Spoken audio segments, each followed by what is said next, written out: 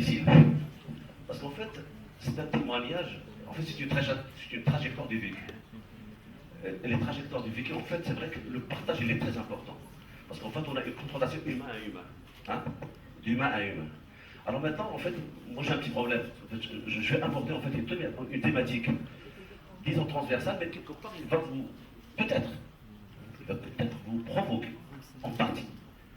Parce qu'en fait, je vais m'intéresser à l'intelligence. En fait, j'ai beaucoup cherché le terme holistique. Holistique, c'est pour dire systémique. Non, c'est pas B du réel. Ça veut dire ça. Bon, et application avec un S. Et en fait, je vais projeter en fait, cette application sur quelque chose que je développe au laboratoire. Parce que comme je suis un enseignant-chercheur, bon, quand même, on fait des doctorants. Et là-dessus, l'innovation est obligatoire. C'est clair, c'est par définition. Bon, alors maintenant, peut-être aussi, j'aimerais bien démarrer avec cette affaire un think and act. Moi, je pense, hein, parce qu'en fait, c'est un lieu, c'est la cité, hein, on peut dire que c'est la cité. Donc, c'est le lieu où le débat doit être très ouvert et très franc aussi. Moi, j'aurais souhaité que Dream soit en valeur absolue mathématique. Parce que dans l'histoire, il y a ceux qui ont trop rêvé et qui ont pensé et qui ont agi. J'ai pas envie de donner des exemples. Je pense qu'il faut reboucler de act vers think et de think reboucler sur dream. Parce que sinon, il faut rêver avec les bonnes questions. Sinon, bon bref, peut-être, entre parenthèses, je donnerai malheureusement des mauvais exemples. Mais quand même, c'est positif. C'est un acte positif. Ça en fait de dire, c'est un acte volontaire de rêve qui provoque la pensée et donc qui nécessite l'action. Ou peut-être, en fait, c'est la pensée, parce qu'en fait, pour rêver, il faut penser. Sinon, c'est autre chose qui pense. Et si c'est pas vous, ça peut être grave. Donc, en fait, je vais vous interpeller encore sur l'intelligence holistique. Enfin, je sais pas, tout à l'heure, en fait, on discutait, en fait, il y avait plein de, bon, plutôt pour moi dire, en fait, il y avait plein de petites choses, des petites phrases.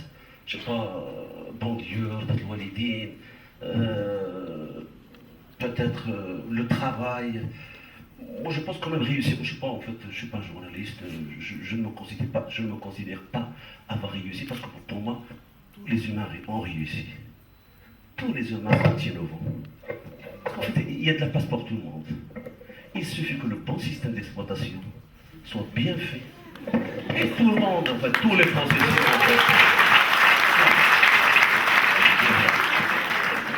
c'est très important parce qu'en fait, c'est ça, en fait, c'est de se créer l'espoir. En fait, c'est pas l'espoir parce qu'en fait, on ne l'a pas dans notre culture. C'est toujours positif.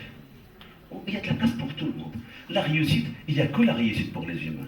Parce que si vous catharsisez malheureusement en fait, l'histoire de l'humanité, en fait, lorsque ça se passe mal, si vous regardez un petit peu les problèmes qui sont derrière, mais c'est pas aussi compliqué que ça. C'est souvent malheureusement des faux problèmes.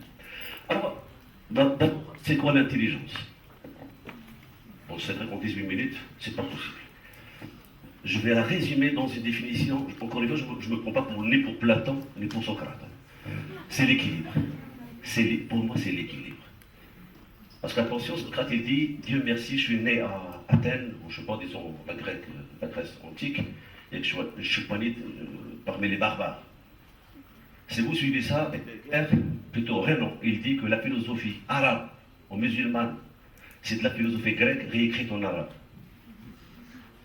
D'accord? Et Heidegger, il dit que la philosophie est purement occidentale. Donc pour tel X, ça c'est pas vrai. Les Marocains que nous sommes, arabo-musulmans que nous sommes, bon bien sûr, lorsque je dis monothéisme marocain que nous sommes, parce que bien sûr il y a d'autres Marocains, d'autres confessions, nous réfléchissons. Nous aussi nous sommes capables de penser et d'apporter à l'humanité, parce qu'en fait c'est une question aussi de partager le message de la paix sur la planète. Donc nous adhérons aussi à ce message de la paix. Bon. Je vais exprimer ça. Comment dirais-je? Par quoi commencer? Parce qu'en fait, vous avez le prof au labo, et là, il est, disons, au Parlement ou bien au Sénat.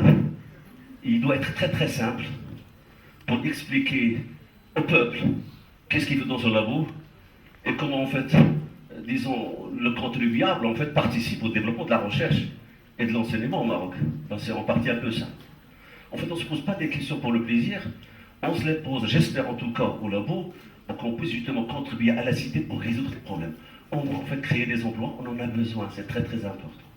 En fait, ce que je signifie par l'intelligence en fait collective, ou plutôt holistique dans ce cas, c'est vraiment l'homme. L'homme en fait pour se découvrir, pour se rencontrer, il ne le voit jamais chez l'homme. Il le verra toujours chez les autres vivants. Hein. Je ne sais pas, voir un chat, oh c'est extraordinaire, mais voir un humain, ça n'a jamais été extraordinaire. C'est normal, voir une fourmi, moi je le dis toujours à mes étudiants, si vous voulez une fourmi dorée, qui intègre de la haute technologie, du Bluetooth, de la caméra infrarouge, de ce que vous voulez, ça coûtera combien? Disons $1 milliard. La petite fourmi marocaine qui se balade partout, qu'on écrase de temps en temps, ben, ça ne coûte rien du tout. Alors qu'elle est plus intelligente, donc ça doit coûter au moins $2 milliards. D'accord? En fait, moi ce que je veux partager en fait avec vous, c'est l'humilité et la modestie. C'est très important. L'humanité, parfois, il se croit, moyennant des schémas de représentation, avoir découvert la vérité et avoir tout compris. Moi, je suis là pour vous confirmer une chose. Je n'ai pas compris beaucoup de choses sur la planète. Je n'ai pas compris beaucoup de choses dans mon vécu. Mais bien sûr, il y a des guides. Il y a des guides. Bon, si vous voyez des schémas de représentation qui vous accompagnent pour comprendre. Mais le processus de compréhension, il est dynamique. Et on espère que c'est une suite convergente. Mais sa convergence, c'est le jour où on quittera la planète. En fait, l'intelligence collective, vous prenez un cerveau, c'est des milliards de cellules non différenciables. Vous prenez par exemple, je sais pas, tout ça c'est des oiseaux. Hein, alors, l'intelligence individuelle, en fait, très primitive, dans la collectivité, ça fait beaucoup de choses. Vous prenez le poisson, vous prenez les fourmis, bref, cette intelligence, en fait, l'idée, c'est de fabriquer, en fait, un certain nombre de principes élémentaires au niveau de l'individu, et comme par hasard, au niveau collectif, il y aura de l'émergence de certains patterns, de certaines organisations, et attention, on le fait d'abord d'un point de vue bien sûr purement ontologique pour comprendre les choses, mais c'est surtout pourquoi cette ontologie va nous permettre de définir un référentiel, vous préférez un paradigme, pour résoudre un problème de l'ingénierie. Bah, parce qu'ils sont payés pour ça. Bon, en fait, c'est quoi encore une fois l'idée? L'idée, c'est est-ce qu'il y a moyen de chercher des schémas très, si vous voulez, primitifs au sens principal naturaliste. C'est des choses simples qu'on passe toujours à côté. Et là, il faut s'arrêter juste pour voir justement est-ce qu'il y a moyen d'intégrer cette simplicité pour être capable justement de gérer la complexité. C'est dans ce sens, hein, c'est pas primitif au sens, disons, ridicule ou simple. Et en même temps, bien sûr, bon, c'est pas des fourmis, bon, malheureusement, on peut les considérer aussi comme des fourmis. En fait, on avait un problème au laboratoire, en fait, suite en fait, à un cahier de charge, plus ou moins avec des collègues à l'étranger, c'est pour modéliser en fait les flux des piétons. Donc on appelle les piétons virtuels. Et donc là, en fait, on voudrait, donc au démarrage, chercher un petit peu, si vous voulez, encore une fois, des métamodèles, une sorte de méta-représentation qui permettrait de répondre, si vous voulez, à cette problématique. Mais bien sûr, au lieu d'attaquer directement, on pourrait en fait chercher par principe de projection. Qu'est-ce qui se passe dans le domaine? Et par reprojection, en fait, retomber sur le domaine, en fait, qui vous intéresse. Et donc là, en fait, l'intérêt était tout bêtement, en fait, de s'intéresser à la modélisation par les fourmis. Lorsque je dis les fourmis, en fait, c'est en général les swarm societies. Donc les swarm societies, ça peut être des fourmis, ça peut être des arachnoïdes, ça peut être aussi des oiseaux, ça peut être des abeilles. Et c'est extraordinaire. En fait, ce qui est intrinsèque dans le fonctionnement de ces sociétés organisées, eh bien, permet justement de résoudre des problèmes, donc à un niveau de complexité qu'avec les meilleures inventions que l'humanité a, eh bien, ne pouvait pas résoudre le problème. Et avec ces paradigmes, par exemple, avoués, eh bien, elle est possible. Donc c'est en même temps, regardez, on est monté en puissance en modélisation, donc en représentation, alors que parfois il y a des principes très primitifs, très légers, et qui permettent de résoudre le problème. Alors moi j'aurais souhaité, pour ça je ne l'ai jamais fait, j'aurais souhaité en fait prendre des principes primaires au niveau d'une société de fourmis pour voir s'il peut y avoir l'émergence de la démocratie. Ça je ne l'ai jamais fait, bon, il faut que je le fasse. Bon, j'avance un petit peu sur les bases. Et si vous voulez, quand même, bon, je vais éviter en fait toute la barbarie des équations.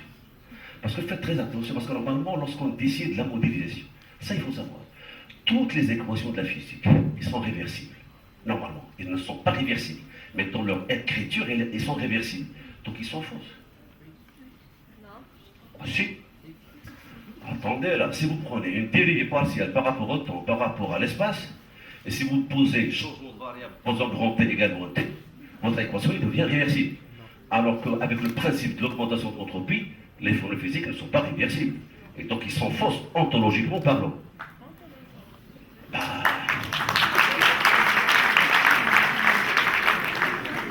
Normalement, j'ai donné les premiers éléments pour la démonstration, c'est évident. Autre chose, normalement, lorsque vous modélisez le monde, en fait, pour le modéliser, il vous faut un paradigme. On pourra prendre l'algèbre, on pourra prendre l'analyse, on pourra prendre les équations d'effet partiels, on pourra prendre les équations d'effet partiels stochastiques, on pourra prendre les graphes stochastiques, les graphes machin. Mais n'empêche, c'est toujours modulant un schéma de représentation. Ça veut dire que ce n'est qu'une approximation, ça veut dire que ce n'est qu'un point de vue, mais ça n'a jamais été la vérité. Imaginez des êtres supérieurs qui ne sont pas à base de l'argile, vous avez compris, à base de lumière. Comment ils vont représenter l'univers? Comment ils vont représenter les phénomènes physiques? Je ne pense pas que ça sera avec nos équations. Moi, j'espère que les Américains vont comprendre ça. Bref. Alors, si vous voulez, l'idée, c'est quoi? Le principe des algorithmes fourmis, je m'excuse parce que moi, j'ai un moyen pour contrôler le temps. Je ne sais pas si je l'ai dépassé. Alors, le problème, c'est que justement, moi j'ai ce problème. Je suis tellement un assoiffé de liberté, c'est que je me considère dans une sphère avec un rayon infini. Une sphère espace-temps. Parce que j'ai tout l'espace pour moi et tout le temps pour moi. Mais pour respecter la liberté des autres, je dois réduire cette sphère, il n'y a pas de problème. Donc, si vous voulez, l'idée c'est quoi? Lorsque j'ai des fourmis, les fourmis, normalement, ils communiquent par un phénomène de comiotaxie. En fait, il y a du phéromone qui est déposé, si vous voulez, dans l'espace. Et le seul moyen, en fait, qu'ont les fourmis pour communiquer, c'est de laisser des traces chimiques. Et le hasard, autant, on va dire le hasard, parce que si vous voulez, dans la science elle est très positive, même s'il démontre des choses. Tiens, en vous parlant du hasard, de ce qui est positif, Cantor, lorsqu'il avait démontré le théorème du continu, tout, si vous voulez, morceau d'un espace continu, il contient autant de nombres que l'espace entier. Alors lorsqu'il l'avait démontré, il disait, je le vois, mais je ne le crois pas. Parce qu'il le démontre, mais il ne croit pas. Mais malheureusement, le hasard, il faut l'intégrer pour ne pas dire autre chose. Donc, alors qu'est-ce qui se passe? En fait, tout se passe d'une manière, en fait, très individuelle au niveau des fourmis, et collectivement, tiens, on arrive facilement, en fait, à optimiser un procédé. Pas pour les fourmis, c'est très simple, c'est la défense, c'est la recherche de nourriture. Donc nous, on va exploiter les mêmes mécanismes, par exemple, modéliser les piétons virtuels, pour optimiser des chemins hamiltoniens, pour faire évoluer un robot, pour optimiser un flux de transport. Bref, les applications sont très diverses. Bon, j'évite un petit peu Bon, peut-être ici, tiens, pour parler un peu, parce que comme j'en avais parlé un peu génie civil, mais en fait, pour modéliser en fait, un certain nombre de phénomènes, ils peuvent être basés sur ce qu'on appelle des modèles macroscopiques. C'est comme en macroéconomie, on va s'intéresser au taux de chômage, au PNB, au PIB, je sais pas, on met le nombre d'hectares si vous voulez cultivables, etc. C'est des variables macroéconomiques. Et on a des modèles derrière. Vous avez aussi des modèles qui sont mésoscopiques. C'est-à-dire, en fait, on va faire de la microéconomie. Je me suis translaté vers l'économie peut-être pour toucher un peu tout le monde. Je vais intégrer des caractères microéconomiques plus des variables macroéconomiques, je peux faire de la simulation. Bon, j'ai des modèles basés là-dessus. Ou bien purement du microscopique, je fais de la microéconomie. Donc là, dans le modèle en fait, qui sont basés sur l'intelligence un petit peu distribuée et collective, ce sont des modèles en fait microscopiques.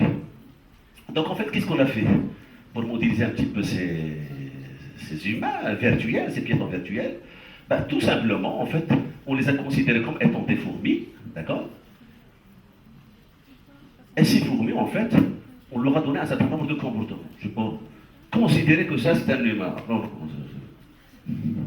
Une fourmi. Et en fait, on a un découpage de l'espace en 8 voisinages, si vous voulez, en 8 positions. Et normalement, on donne la possibilité à une fourmi, en fait, de sauter à une case selon une certaine probabilité. Et cette probabilité, au hasard si vous voulez, elle est calculée selon en fait un nombre, en fait, le phéromone qui sera déposé par le piéton. Et comme par hasard, attendez, on a des résultats parce que c'est publié tout ça. Comme par hasard, en fait, on arrive effectivement à modéliser le comportement des piétons. En fait, ce qu'on avait greffé, c'est la falsification, c'est le flou.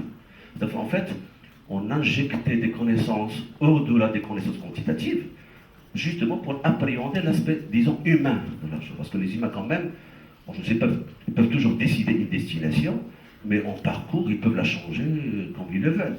Et donc, ces éléments, si vous voulez, subjectifs, qui ne sont pas quantitativement représentables, on les a représentés par un autre paradigme, c'est la théorie en fait, du flou, de la logique floue. Et ça permet justement d'avoir en fait des résultats plus intéressants, si vous voulez, qui correspondent mieux à la réalité. Bon, je ne suis pas là, on a des diagrammes que les routiers connaissent, par exemple, on a un diagramme fondamental du trafic entre le débit et la concentration. Pour les piétons, c'est pareil pour les véhicules. On a une équation des débits, on a une équation, bien sûr, la même chose. On fait des trajectoires cumulées, là c'est une onde de choc. Hein. Parce qu'en plus, ce qui est extraordinaire, on descend à un niveau très primitif avec les fourmis, et les résultats qui sont donnés par la mécanique des fluides avec Navier-Stokes ne sont pas vraiment très différents. Et attention, même le schéma de calcul, s'il faut l'implémenter sur un calculateur, sur un ordinateur, c'est plus facile avec des règles simples. Alors qu'implémenter Navier-Stokes, il vous faudra d'abord des supercalculateurs, et pour avoir peut-être même pas le même résultat. Il me reste encore du temps. 4 minutes. Eh ben c'est excellent. Bon, là on a fait, si vous voulez, une idée, tiens, une idée, en parlant des idées. Ok, on a pris les fourmis, et là, si vous voulez, pour les fourmis, on a essayé de générer, si vous voulez, des niches de danger ou bien d'utilité. Par exemple, bon, je ne sais pas pour les humains, si vous posez à côté, disons, des poubelles, ben, il faudra éviter la poubelle. Parce que la poubelle, il va dégager bien sûr des odeurs, etc. Alors pour modéliser cet obstacle, que malheureusement le spray dit, c'est le spray des mauvaises odeurs, on va le modéliser par la théorie des potentiels. Ça, par exemple, c'est un potentiel. Plus vous êtes proche de l'obstacle, plus il y a de l'odeur, plus vous vous éloignez, il y a moins d'odeur. Donc donc on l'a injecté dans le modèle. Idem, l'utilité. Donc si on met de la nourriture pour les fourmis, ben, je pense donc on ira plutôt vers l'utilité. Donc on évitera les poubelles et on va aller au-delà où il y a des belles choses à voir. D'accord? Évidemment, les belles choses à voir, c'est le target, en fait, c'est l'objectif qui est assigné, bien sûr, aux piétons. Et bon, je ne vais pas dire que c'est extraordinaire, mais disons parce que c'est des choses qui sont très connues en mécanique. Hein? Si vous voulez faire des places, en fait, en robotique, en fait, tout ce qui est planification des chemins de robots, c'est très utilisé. Donc on l'a injecté avec le modèle des fourmis, ça fait des fourmis un petit peu plus, disons, plus intelligentes, et ben ça donne des résultats meilleurs. D'accord? En fait, c'est un peu hybride. Donc, une intelligence, disons, mammifère, avec une certaine intelligence primitive, fourmi. Eh ben, cette concordance, hein, cette conjugaison, bien sûr, ça donne des résultats meilleurs. Bon, je ne sais pas si je pense pas que j'ai beaucoup de temps là-dessus. En fait, ce qu'on voulait faire, en fait, c'est, que Dieu pardonne, c'est de simuler des accidents. Donc l'idée, j'ai bien sûr de la cartographie de la cité, de mon réseau routier. Donc on va simuler un peu l'écoulement des piétons, et en même temps on va simuler en fait l'écoulement des voitures, et chercher quelles sont les variables peut-être cachées qui créent ce qui est accidentogène dans l'infrastructure. Donc on travaille là-dessus, avec des simulations bien sûr. Bon, ben, je vais quand même vous éviter les détails techniques, et moi franchement pour en finir, je vais finir par ça. بعد أعوذ بالله من الشيطان الرجيم بسم الله الرحمن الرحيم. Il faut entendre la suite. وحشر لسليمان وجنوده من الجن والإنس والطير فهم يوزعون. إذ قالت نملة حتى أتوا على وادي حتى إذا أتوا على وادي النمل قالت نملة يا أيها النمل ادخلوا مساكنكم لا يحطمنكم سليمان وجنوده وهم لا يشعرون. فتبسم ضاحكا من قولها وقال رب أوزعني أن أشكر نعمتك أشكر نعمتك قال رب أوزعني أن أشكر نعمتك التي أنعمت علي وعلى والدي وأن أعمل صالحا ترضاه وأدخلني برحمتك في عبادك الصالحين. Actuellement, on a découvert que les fourmis, il n'y a pas que le phéromone, ils parlent. 15 siècles avant, قالت النمل